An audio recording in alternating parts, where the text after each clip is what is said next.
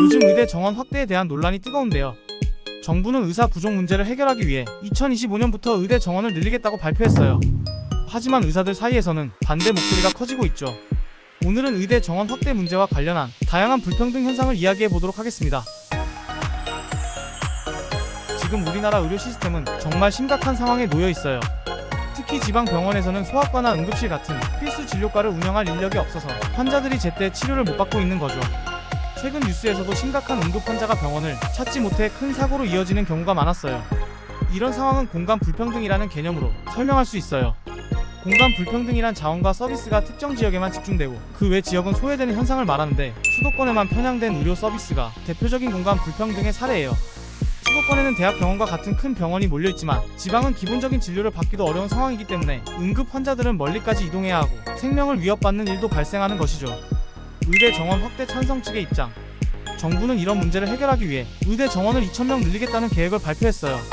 특히 찬성하는 쪽에서는 대한민국 의사 수가 OECD 평균보다 훨씬 적다고 강조합니다.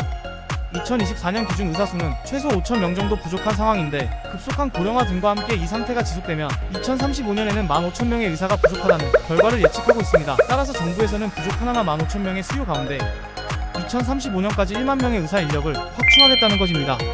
정부는 이 증원을 통해 지역의 의료 불균형을 해소하고 필수 진료과의 인력 문제를 해결할 수 있다고 보고 있어요. 의대 정원 확대 반대 측의 입장, 과연 효과적일까? 하지만 반대 측의 목소리도 만만치 않아요. 의사들은 단순히 의대 정원을 늘리는 것만으로는 문제를 해결할 수 없다고 주장해요. 예를 들어 현재 소아과나 산부인과 같은 고위험 진료과는 의사들이 기피하는 분야죠. 정부가 정원을 늘리더라도 이런 필수 진료과에 의사를 어떻게 배치할지는 명확하지 않다는 겁니다. 또한 의사들이 겪는 법적 책임과 낮은 수가 문제도 해결해야 한다고 주장합니다. 이 문제는 의료사고가 발생했을 때 의사들이 과도한 법적 책임을 지게 되는 구조에서 비롯됐죠. 이런 부담을 해결하지 않으면 정원이 늘어나도 기피 과목을 선택할 의사는 여전히 부족할 거라고 경고하고 있어요. 여러분은 어떻게 생각하시나요?